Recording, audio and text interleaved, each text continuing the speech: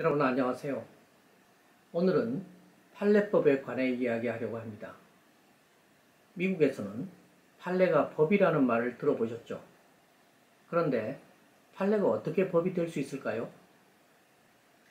궁금하신 분들은 오늘 영상을 끝까지 봐주시기 바랍니다. 판결은 재판의 결론입니다. 판사가 글로 작성하기 때문에 보통 판결문이라고도 합니다. 사람들 사이의 다툼이 원만히 해결되지 않아서 재판을 받는 일이 생깁니다.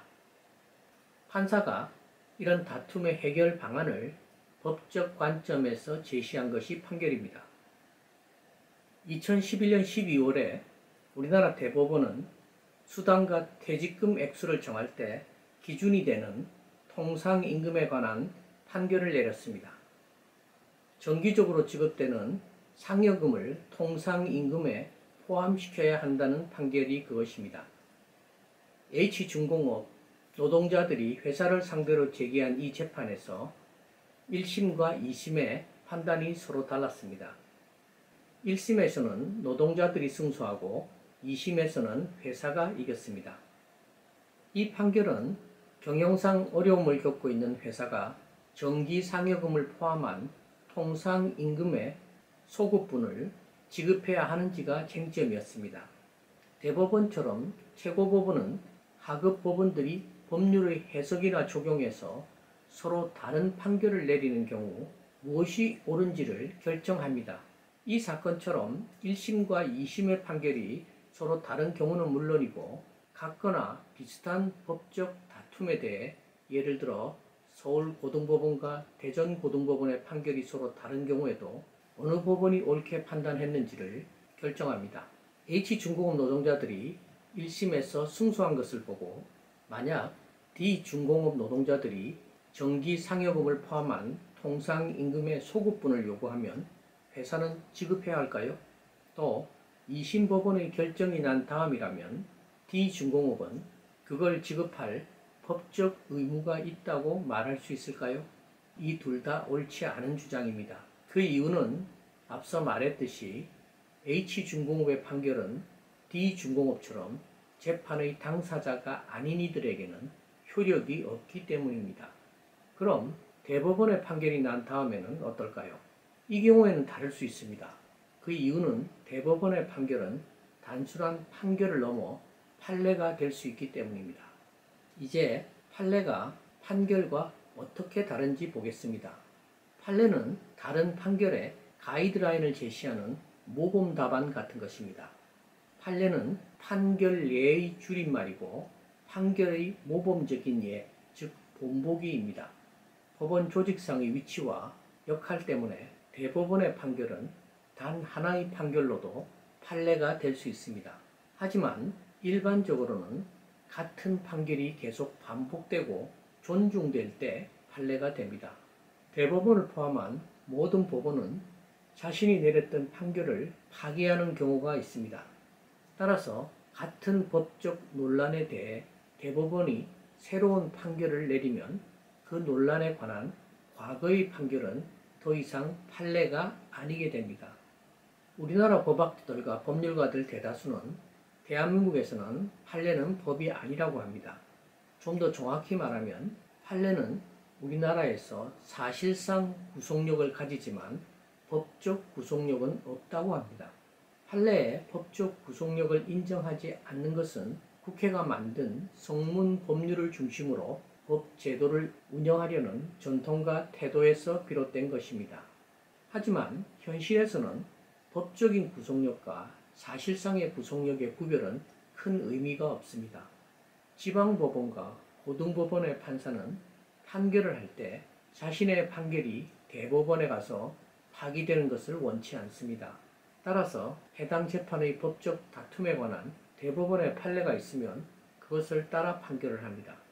물론 대법원 판결이 잘못이라는 소신을 가지고 다른 판결을 내릴 수도 있습니다. 하지만 이런 경우는 매우 예외적입니다. 어떤 경우에도 우리나라에서는 판례가 법이 아니라는 이유로 상급법원의 판례를 무시하고 재판하는 판사는 없습니다. 판사뿐 아니라 일반 시민들도 마찬가지입니다. 앞에서 예를 든 H중공업의 판결이 뉴스거리가 되는 이유는 이 판결이 재판 당사자가 아닌 다른 시민이나 회사에도 영향을 줄 수 있기 때문입니다. 다른 회사 운영자도 자기 회사가 이런 문제로 소송을 당하면 우리 법원이 이와 같은 판결을 내리겠구나 하고 예상할 수 있습니다. 판결의 효과는 재판 당사자에게만 미치기 때문에 H중공업의 판결은 나와 아무런 상관이 없다고 말할 수 없습니다. 판례가 법적 효력이 없다고 말하지만 우리나라 법학교육과 법실무에서 판례의 중요성은 매우 큽니다. 법학교과서는 매년 새로운 판례를 수록하느라 개정판이 나오고 점점 더 두꺼워집니다. 이 사진은 법학교과서의 거의 모든 페이지마다 실려있는 판례들을 보여줍니다. 변호사 시험 문제도 판례를 모르면 주관식 답안을 작성할 수도 없고 객관식 문제에서 정답을 고를 수도 없습니다. 이 사진이 보여주는 것은 변호사 시험의 객관식 문제 하나입니다. 이 문제에는 다툼이 있는 경우 판례에 의함이라고 되어 있습니다. 입법부는 법률을 만들고 사법부는 법률을 구체적 사건의 재판에 적용합니다. 법률은 추상적이고 일반적인 언어로 되어 있기 때문에 적용을 하려면 먼저 해석이 필요합니다. 임대차에 관한 법률은 임대인과 임차인은 이런저런 권리와 의무를 가진다고 규정합니다. 그런데 실제 분쟁에서는 누가 임대인이고 임차인인지 분명하지 않은 경우도 있습니다. 고령과 질병으로 거동이 어려운 아버지를 대신해 계약서에 임차인이라고 적고 서명까지 했지만 실제로 그 집에 살고 있지 않는 딸이 임차인인지 아니면 빌린 집에서 실제로 살고 있는 아버지가 임차인인지 법원은 판단해야 할 필요가 있습니다. 거의 대부분의 법률은 이처럼 해석이 필요하기 때문에 법원이 내린 해석은 판례로서 중요한 역할을 합니다. 이런 역할은 성문 법률을 중심으로 법 제도를 운영하는 우리나라에서도 중요하지만 판례를 법으로 인정하는 미국이나 영국 같은 나라에서는 더 중요합니다. 그럼 판례가 법으로 인정받는 미국의 경우를 보면서 판례법에 대해 알아보겠습니다. 미국은 판례를 법으로 인정하는 영국의 전통을 따라 판례법 국가가 되었습니다. 영국에서 생긴 판례법에 대해서는 제가 만든 다른 동영상 대륙법과 영미법의 차이점을 봐주시기 바랍니다. 법에는 입법부가 의도적으로 만든 성문법과 사회에서 자연스럽게 생긴 관습법이 있습니다. 성문법주의를 택하는 우리나라도 관습법을 인정합니다. 민법 제1조는 민사에 관하여 법률이 없으면 관습법을 따른다고 규정합니다. 상법 제1조도 상법에 규정이 없는 것은 상관습법에 따른다고 합니다. 판례법은 관습법의 한 종류입니다. 법원이 따르는 관습법이 판례법입니다. 같거나 비슷한 법적 다툼이나 해석에서 법원이 어떤 판결을 계속 내리면 그러한 판결이 쌓여서 판례법이 되는 것입니다. 앞서 얘기했듯이 대법원 같은 최고법원의 판결은 반복되지 않고 단 하나의 판결이라도 판례로서 법적 권위를 가질 수 있습니다. 미국 연방대법원 판결인 1931년의 맥보일 사건을 통해 판례법을 좀 더 자세히 보겠습니다. 윌리엄 맥보일은 다른 사람이 훔친 비행기를 일리노이주에서 오클라호마주로 조종해서 옮겼습니다. 이 일로 그는 형벌을 받았습니다. 그의 범죄는 한 주에서 다른 주로 비행기를 옮긴 것이기 때문에 연방형법에 의해 처벌을 받았습니다. 그에게 적용된 법률은 연방 전동차량 절도법이었습니다. 연방 1심 법원에서 유죄 판결을 받은 맥보일은 이 연방 법률을 자신에게 적용한 것은 잘못이라며 항소했습니다. 하지만 2심 법원은 그의 주장을 받아들이지 않았습니다. 맥보일은 자기 사건이 비행기에 관한 것이라서 차량에 관한 법률을 적용한 것은 잘못이라고 계속 주장했습니다. 이에 연방대법원은 1심과 2심 판결이 틀렸다고 결정하면서 맥보일의 주장에 동의하는 판결을 내렸습니다. 그럼 도대체 무엇 때문에 연방검사와 1, 2심 연방판사 그리고 대법원이 서로 다른 판단을 했을까요?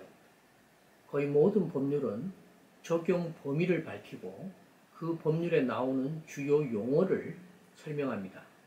이 사건에서 적용된 연방 법률은 전동 차량, 모터 비클에 적용되고 여기서 말하는 전동 차량은 자동차, 트럭, 외건, 모터사이클 그리고 철로 위를 달리도록 만들어지지 않은 모터가 달린 비클이라고 정의했습니다. 이 마지막의 소위 기타 등등의 기차가 제외되는 것은 분명한데 비행기도 제외되는지는 명확하지 않았습니다. 일상 용어에서 vehicle은 보통 자동차로 이해되지만 넓게는 우주선이나 비행기를 포함한 거의 모든 이동수단을 뜻합니다. 검사와 1, 2심 판사는 이 법이 적용되는 모터 비클에는 비행기도 포함된다고 해석했습니다. 비행기를 제외한다는 규정이 없고 훔친 자동차를 다른 주로 옮긴 사람은 처벌하면서 더 비싼 비행기를 조종한 사람은 처벌하지 않는 것은 옳지 않다고 판단한 것입니다. 그런데 연방대법원의 홈즈 대법관의 생각은 달랐습니다. 그는 이 법에서 예로 든 비클이 모두 땅에서 달리는 것들이고 미국인들이 일상생활에서 비클이라는 말을 자동차와 같은 의미로 사용한다는 점을 지적했습니다. 홈즈 대법관은 형사처벌을 하기 위해서는 법이 금지하는 내용이 무엇인지를 일반인들이 이해하는 것과 같이 해야 마땅하다고 말했습니다. 그래서 그는 하급심의 판결을 파기한 것입니다. 맥보일 사건은 연방 전동차량 절도법이 적용되는 이후 재판에서 선례로서 법적 효력을 가졌습니다. 그런데 이 판결의 내용 전부가 법적 효력을 가지거나 판례법이 되는 것은 아닙니다. 판결문 중 특정 부분만이 판례법이 되는데 그 부분을 홀딩이라고 합니다. 판결문에는 사건의 내용과 법원의 최종 결론이 적혀 있습니다. 결론이란 예를 들어 피고는 원고에게 1천만 원을 손해배상으로 지급하라 또는 피고인에게 강도죄를 적용하여 유죄를 선고한다 같은 것입니다.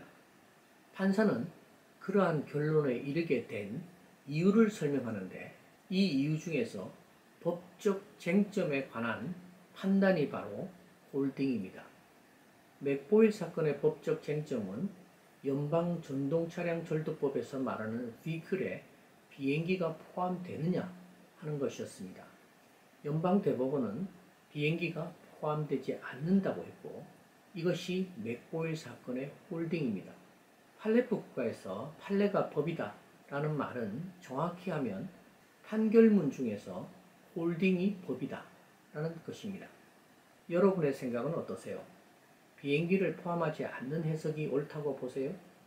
연방 대법원의 이 판결은 10년 넘게 판례법으로 유지되었지만 14년이 지난 1945년에 연방의회가 법률을 개정하여 비행기를 포함시켰습니다. 법률의 해석이나 법적 판단에서 단 하나의 정답이 있는 것은 아닙니다. 그래서 판사는 판결문에서 자신이 내린 해석이나 판단이 왜 옳은지를 설명하며 재판 당사자를 설득합니다. 박주영 판사는 그에 져서 어떤 양형에 의해서 개별 사건 판결문의 독자는 재판 당사자와 상급심이라고 적었습니다. 상급심을 포함한 모든 법원은 사회와 법의식의 변화를 이유로 과거 판결과 다른 판결을 정당화하기도 합니다. 어떤 상황에서도 국민은 불복할 수 없는 상급심이다 라는 말에 저도 동의합니다. 오늘 영상은 여기까지입니다. 그럼 다음 영상에서 또 뵙겠습니다. 끝까지 시청해 주셔서 감사합니다.